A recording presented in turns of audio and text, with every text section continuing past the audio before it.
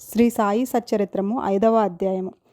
చాందుపాటీలు పెండ్లి బృందముతో కలిసి బాబా తిరిగి షిరిడీ రాక, సాయి అను నామము, ఇతర యోగులతో సహవాసము, పాదుకుల చరిత్ర, మొహినుద్దీన్తో కుస్తీ, జీవితంలో మార్పు, నీళ్లను నూనెగా మార్చుట, జవహర్ అలీ అను కపట గురువు. పెండ్లివారితో కలిసి బాబా తిరిగి షిరిడీకి వచ్చుట. ఔరంగాబాద్ జిల్లాలో దూప్ అను గ్రామం కలదు. అచట ధనికుడగు మహమ్మదీయుడొకడుండెను. అతని పేరు చాందుపాటీల్. ఔరంగాబాద్ పోవుచుండగా అతని గుర్రము తప్పిపోయెను.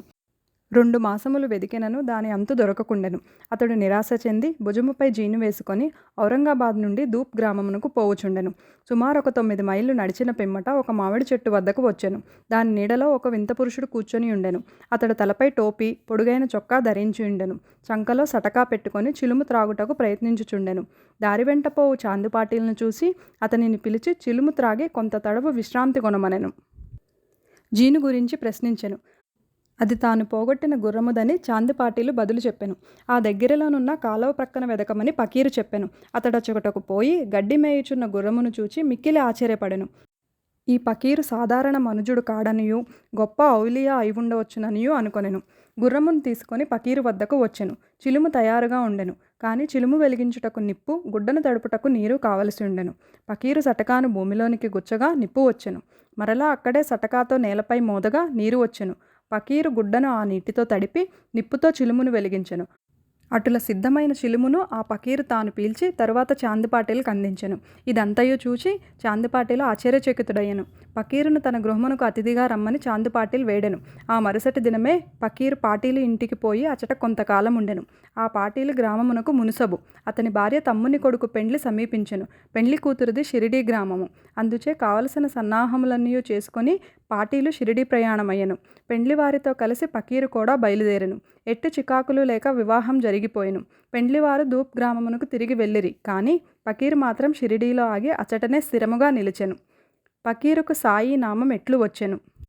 పెండ్లివారు షిరిడీ చేరగానే ఖండోబా మందిరమునకు సమీపమున భక్తమహల్సాపతి గారి పొలములో ఉన్న మర్రి చెట్టు కింద బస చేసిరి. ఖండోబా మందిరమునకు తగిలియున్న ఖాళీ జాగాలో బండ్లు విడిచిరి. బండ్లలోనున్న వారు ఒకరి తర్వాత ఒకరు దిగిరి. పకీరు కూడా దిగెను. బండి దిగుచున్న యువ పకీరును చూసి భక్తమహల్సాపతి రండి సాయి అని స్వాగతించెను. తక్కిన వారు కూడా ఆయనను సాయి అని పిలువనారంభించిరి. అది మొదలువారు సాయిబాబాగా ప్రఖ్యాతులైరి. ఇతర యోగులతో సావాసము. సాయిబాబా షిరిడీలో ఒక మసీదులో నివాసం ఏర్పరచుకొనిరి. బాబా షిరిడీకి రాకపూర్వమే దేవీదాసు అను యోగి షిరిడీలో ఎన్నో సంవత్సరముల నుండి నివసించుచుండెను. బాబా అతనితో సాంగత్యమునకు ఇష్టపడెను. అతనితో కలిసి కొంతకాలం మారుతి మందిరములోను చావడిలోనూ ఉండెను. కొంతకాలం ఒంటరిగా ఉండెను. అంతలో జానకీదాస్ గోసావి అను ఇంకొక యోగి అచటకు వచ్చెను. బాబా అప్పుడప్పుడు ఆ యోగితో మాట్లాడుచుండెడివారు. లేదా బాబా ఉండు చోటుకు జానకీదాస్ పోవుచుండెను. అటులనే పూణే తాంబే నుండి ఒక వైశ్యయోగి షిరిడీ వచ్చుచుండెడివాడు. ఆయన గృహస్థుడు. పేరు గంగాగీరు. ఒకనాడు బాబా స్వయంగా కుండలతో నీళ్లు తెచ్చి పూల చెట్లకు పోయుచుండుట చూసి అతడు షిరిడీ గ్రామస్తులతో ఇట్లనెను. ఈ మణి ఈచట నుండుటచే షిరిడీ పుణ్యక్షేత్రమైనది. ఈనాడు కుండలతో నీళ్లు మోయుచున్నాడు. కానీ ఇతడు సామాన్యమానవుడు కాడు. ఈ నేల నిజముగా పుణ్యము చేసుకొన్నది. కనుకనే సాయిబాబా అను ఈ మణిని రాబట్టుకొనగలిగెను. ఏవలా గ్రామంలో ఉన్న మఠములో ఆనందనాథుడను యోగి పుంగవుడుండేవాడు. అతడు అక్కల్కోట్కర్ మహారాజు గారి శిష్యుడు. అతడొకనాడు షిరిడీ గ్రామ నివాసులతో బాబాను చూడవచ్చెను. అతడు సాయిబాబాను చూసి ఇట్లనెను. ఈయన ఒక అమూల్యమైన రత్నము. సామాన్య మానవుని వలె కనిపించినప్పటికీ ఈయన మామూలు రాయి వంటి వాడు కాదు. ఈయన ఒక అమూల్యమైన వజ్రము. ముందు ముందు ఈ సంగతి మీకే తెలియగలదు. ఇట్లనుచు ఆనందనాథుడు తిరిగి ఏవలా వెళ్ళెను. ఇది శ్రీ సాయిబాబా యవ్వనమున జరిగిన సంగతి. బాబా దుస్తులు వారి నిత్యకృత్యములు. యవ్వనమునందు బాబా తమ తల వెంట్రుకలు కత్తిరించుకొనక జుట్టు పెంచుచుండెను. పహిల్వాను వలె దుస్తులు వేసుకొనిడివారు. షిరిడీకి 3 మైళ్ళ దూరంలో ఉన్న రహతాకు పోయినప్పుడు బంతి, గన్నేరు, నిత్యమల్లె మొక్కలు తీసుకొని వచ్చి నేలను చదును చేసి వాటిని నాటి నీళ్లు పోయుచుండరి. అనుదినము వామంతాత్య అను కుమ్మరి బాబాకు కాల్చని 2 పచ్చి కుండలను ఇచ్చేవారు. బాబా స్వయంగా బావి నుండి నీళ్లు చేది ఆ నీటిని ఆ పచ్చి కుండలతో తోడి భుజముపై మోసుకొని తెచ్చి మొక్కలకు పోసెడివారు. సాయంకాలం ఆ కుండలను వేప చెట్టు మొదట్లో బోర్లించుచుండిరి. కాల్చని వగుటచే అవి వెంటనే విరిగి ముక్కలు ముక్కలుగా అగుచుండెను. ఇట్లు 3 సంవత్సరములు గడిచెను. సాయిబాబా కృషి వలన అచటొక పూల తోట లేచెను. ఆ స్థలములో ఇప్పుడు బాబా సమాధి ఉన్నది. దానినే సమాధి మందిరం అందురు. దానిని దర్శించుట కొరకే అనేక మంది భక్తులు విశేషముగా పోవుచున్నారు. వేప చెట్టు కింద ఉన్న పాదుకల వృత్తాంతము. అక్కల్కోట్కర్ మహారాజు గారి భక్తుడు బాయి కృష్ణజీ అలీబాగ్కర్. ఇతడు అక్కల్కోట్కర్ మహారాజు గారి చిత్రపటమును పూజించెడివారు. అతడొకప్పుడు షోలాపూర్ జిల్లాలోని అక్కల్కోట్ గ్రామమునకు పోయి మహారాజు గారి పాదుకులను దర్శించి పూజింపవలెనని అనుకొనెను. అతడచ్చటికి పోకమునుపే స్వప్నములో ఆ మహారాజు దర్శనమిచ్చి ఇట్లు చెప్పెను: ప్రస్తుతం షిరిడి నా నివాస స్థలము. అచటికి పోయి నీ పూజ అనురించుము. అందుచే అక్కల్కోట్ పోవలనను తన నిర్ణయమును మార్చుకొని బాయి కృష్ణజీ షిరిడీ చేరి బాబాను పూజించి అచటనే 6 మాసములు ఆనందంతో గడిపెను. దీని జ్ఞాపకార్థం పాదుకలు చేయించి శ్రావణ మాసంలో ఒక శుభదినమున వేప చెట్టు కింద ప్రతిష్ఠ చేయించెను. ఇది శకం 1834 శ్రావణ మాసంలో అనగా క్రీస్తు శకం 1912లో జరిగెను. దాదా కేల్కర్ ఉపాసనీ బాబా అనువారు పూజను శాస్త్రోక్తకంగా జరిపిరి. దీక్షిత్ అను బ్రాహ్మణుడు పాదుకల నిత్య పూజకు నియమింపబడెను. దీనిని పర్యవేక్షించు బాధ్యత భక్త సగున్మేర్ నాయక్ అప్పగించబడెను. ఈ కథ పూర్తి వివరములు. తానే వాస్తవ్యుడైన శ్రీ బివి దేవు బాబాకు గొప్ప భక్తుడు. వీరు మామలతదారుగా పదవీ విరమణ చేసిరి. వేప చెట్టు కింద ప్రతిష్ఠింపబడిన పాదుకలకు సంబంధించిన వివరములన్నీయూ సగున్మేర్ నాయక్ మరియు గోవింద కమలాకర్ దీక్షితుల నుండి సేకరించి పాదుకల పూర్తి వృత్తాంతము శ్రీ సాయిలీలా మాసపత్రిక 2వ సంపుటము మొదటి సంచిక 25వ పేజీలో ఈ రీతిగా ప్రచురించినారు. 1912వ సంవత్సరంలో బొంబాయి నుండి డాక్టర్ రామారావు కొటారే అను అతడు షిరిడీ వచ్చెను. వానితో పాటుగా అతని కాంపౌండరును మరియు అతని మిత్రుడైన బాయి కృష్ణజీ అలీబాగ్కర్ అను అతడు వెంట వచ్చిరి. షిరిడీలో వారు సగున్మేర్ నాయక్కు, జీకే దీక్షిత్కు సన్నిహితులైరి. అనేక విషయములు తమలో తాము చర్చించుకున్నప్పుడు సంభాషణ వశాత్తు బాబా ప్రప్రథమను షిరిడీ ప్రవేశించి వేప చెట్టు కింద తపస్సు చేసిన దాని జ్ఞాపకార్థం బాబా పాదుకలు ఈ వేప చెట్టు కింద ప్రతిష్ఠించవలెనని నిశ్చయించుకొనిరి. పాదుకలను రాతితో చెక్కించుటకు నిర్ణయించిరి. ఈ సంగతి డాక్టర్ రామారావు కొటారాకు తెలిపినచో ఆయన చక్కని పాదుకలు చెక్కించెదరని బాయి కృష్ణజీ మిత్రుడైన కాంపౌండర్ సలహా ఇచ్చెను. అందరూ ఈ సలహాకు సమ్మతించిరి. అప్పటికి బొంబాయి తిరిగి వెళ్ళిన డాక్టర్ గారికి ఈ విషయం తెలియపరిచిరి. వారు వెంటనే మరలా షిరిడీ వచ్చి పాదుకల నమూనా రాయించిరి. ఖండోబా మందిరమందున్న ఉపాసని మహారాజ్ వద్దకు పోయి తాము రాసిన పాదుకల నమూనాను చూపిరి.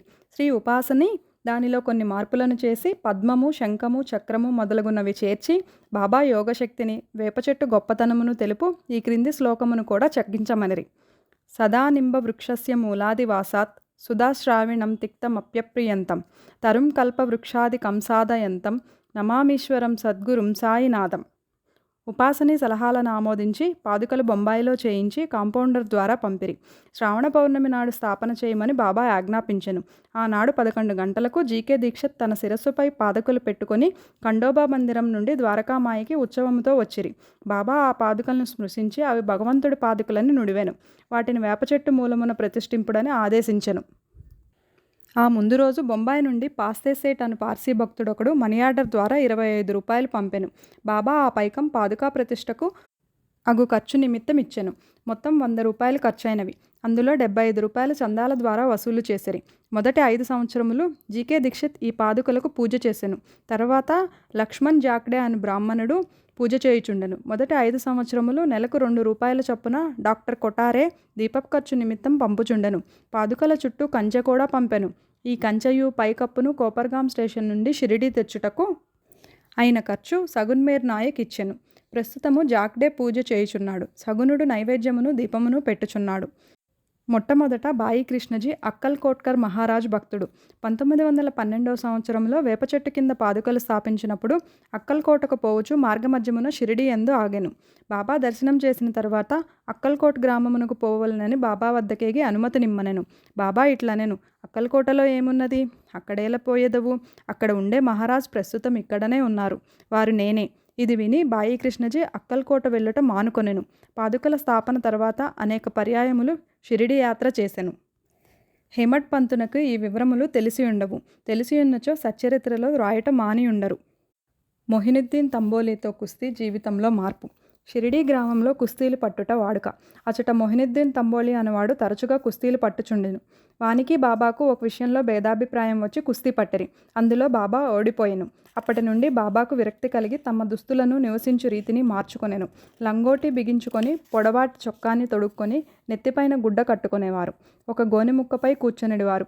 చింకిగుడ్డలతో సంతృష్టి చెందేవారు. రాజ్యభోగం కంటే దారిద్ర్యమే మేలని నుడివెడివారు. పేదవాడికి భగవంతుడు స్నేహితుడనేవారు. గంగాగీరుకు కూడా కుస్తీల యందు ప్రేమ. ఒకనాడు కుస్తీ పట్టుచుండగా అతనికి వైరాగ్యం కలిగెను. అదే సమయంలో దేహమును దమించి దేవుని సావాసం చేయుము అని ఒక యశరీరవాణి అతనికి వినిపించెను. అప్పటి నుండి గంగాగీరు సంసారమును విడిచెను. ఆత్మసాక్షాత్కారం కొరకు పాటుపడెను. పూణేతాంబే దగ్గర ఒక మఠమును స్థాపించి తమ శిష్యులతో నివసించుచుండెను. సాయిబాబా జనులతో కలిసిమెలిసి తిరిగేడివారు కారు. ఎవరితోనూ తమంతట తాము మాట్లాడేడివారు కారు. ఎవరైనా ఏదైనా అడిగినా ఆ అడిగిన దానికి మాత్రమే జవాబిచ్చువారు. దినములో ఎక్కువ భాగం వేప చెట్టు నీడయందు, అప్పుడప్పుడు ఊరవతల ఉన్న కాలువయొడ్డు గల తుమ్మ చెట్టు నీడన కూర్చునేడివారు. సాయంకాలం ఊరకనే కొంత దూరం నడిచెడివారు. ఒక్కొక్కసారి నీమ్గాం పోవుచుండెడివారు. నీమ్గాంలో బాబాసాహెబ్ త్రంబక్జీ డేంగలే అనునతనింటికి తరచుగా పోవువారు. బాబాసాహెబ్ యందు సాయిబాబాకు మిక్కిలి ప్రేమ. అతని తమ్ముని పేరు నానాసాహెబ్. అతడు 2 వివాహములు చేసుకొన్నను సంతానం కలగలేదు. బాబాసాహెబ్ డెంగలే తన సోదరుని సాయిబాబా వద్దకు పంపెను. బాబా అనుగ్రహంచే నానాసాహెబ్కు పుత్ర సంతానం కలిగెను. అప్పటి నుంచి బాబాను దర్శించుటకు ప్రజలు తండోపతండములుగా రాసాగిరి. వారి కీర్తి అంతటను వెల్లడి ఆయను. అహ్మద్నగర్ వరకు వ్యాపించెను. అక్కడి నుంచి నానాసాహెబ్ చందోర్కర్, కేశవ్ చిదంబర్ మొదలుగా గల అనేక మంది షిరిడీ వచ్చుట ప్రారంభించిరి. దినమంతయు బాబాను భక్తులు చుట్టి ఉండేడివారు. రాత్రులందు బాబా పాడుబడిన పాత మసీదునందు శయనించుచుండెడు. పొగ పీల్చుకొనుటకు చిలిమి గొట్టము, కొంత పొగాకు, ఒక రేకు డబ్బా, కఫ్ని, తలగుడ్డ, ఎల్లప్పుడూ దగ్గర నుంచుకొను సటక మాత్రమే అప్పట్లో ఆయనకున్న సామానులు. తలపైన ఒక గుడ్డను చుట్టి దాని అంచులను జడవలే మెలిపెట్టి ముడివేసి ఎడమ చెవిపై నుంచి వెనుకకు వేలాడినట్లు వేసుకొనివారు. తమ దుస్తులను వారముల తరబడి ఉతకకుండా ఉంచువారు. చెప్పులను తొడిగేవారు కారు. దినమంతయు గోనెగుడ్డపైనే కూర్చునేవారు. కప్నీ కింద లంగోటి కట్టుకొనేవారు. చలిని కాచుకొనుటకు దునికెదురుగా మసీదు ఈశాన్య భాగంలో కొయ్య చేపట్టుపై తమ ఎడమ చేతిని ఆనించి దక్షిణాభిముఖంగా కూర్చునేవారు. ఆ దునిలో అహంకారమును, కోరికను, ఆలోచనలను ఆహుతి చేసి అల్లాయే యజమాని అని పలికేవారు. మసీదులో 2 గదుల స్థలము మాత్రమే ఉండెను. భక్తులందరూ అచటనే బాబాను దర్శించుచుండిరి. 1912 తదుపరి మసీదుకు కొన్ని మార్పులు చేయబడినవి. పాత మసీదును మరామత్తు చేసి నేలపైన నగిషీరాళ్ళు తాపన చేసిరి. బాబా ఈ మసీదుకు రాకపూర్వం తకియాలో చాలా కాలం నివసించిరి. బాబా తమ కాళ్లకు చిన్న గజ్జెలు కట్టుకొని సొగసుగా నాట్యం చేసేవారు. భక్తిపూర్వకమైన పాటలు పాడేవారు. నీళ్లను నూనెగా మార్చుట. సాయిబాబాకు దీపములన్న చాలా ఇష్టం. ఊరిలో నూనెను విక్రయించు షావుకార్లను నూనె అడిగి తెచ్చి మసీదు నందు రాత్రి అంతయు దీపములు వెలిగించేవారు. కొన్నాళ్ళు ఇట్లు జరిగెను. ఒకనాడు నూనె ఇచ్చు దుకాణదారులందరూ కూడబలుక్కొని బాబాకు నూనె ఇవ్వకూడదని నిశ్చయించుకొనిరి. బాబా వారి దుకాణములకు ఎప్పటివలే పోగా నూనె లేదనిరి. బాబా కలత చెందక ఒట్టి ఒత్తులు మాత్రమే ప్రమిదలలో పెట్టుచుండెను. నూనె వ్యాపారులు ఆసక్తితో ఇదంతయు గమనించుచుండిరి. అడుగున 2-3 నూనె చుక్కలు మిగిలియున్న రేకు డబ్బాలో నీటిని పోసి కలియబెట్టి ఆ నీటిని త్రాగివేసిరి. ఈ విధంగా ఆ రేకు డబ్బాలోని నూనె అవశేషమును పావనం చేసిన పిమ్మట మరలా డబ్బాతో నీరు తీసుకొని ఆ నీటిని ప్రమిదలలో నింపెను. దూరంగా నిలిచి పరీక్షించుచున్న దుకాణదారులు విస్మయ చెందునట్లు ప్రమిదలన్నీయు తెల్లవారుదాకా చక్కగా వెలుగుచుండెను. ఇదంతయు చూచి ఆ షావుకారులు పశ్చాత్తాపడి బాబాను మన్నింపు కోరెను. బాబా వారిని క్షమించి ఇకపైనైనా సత్యము అంటిపెట్టుకొనుడని హితవు చెప్పి పంపివేసిరి. జౌహర్ అలీ అని కపట గురువు.